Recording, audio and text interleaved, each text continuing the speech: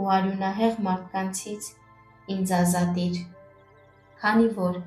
ահա դարանակալել են ինձ բռնելու համար։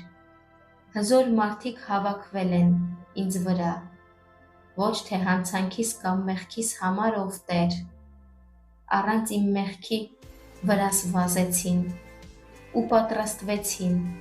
ինձ օգնելու արթնացիր, և տես,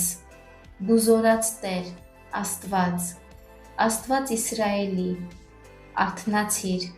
ու այցելիր բոլոր հեթանոսներին, ոչ մի չար անօրենի մի գթա, նրանք կվերադառնան երեկոյան, շամ պես կոռնան ու քաղաքի շուրջը կպտտվեն։ Ահա վայրահաչում են իրենց բերաններով, նրանց շրթունքի վրա սրեր կան, քանի որ ասում են,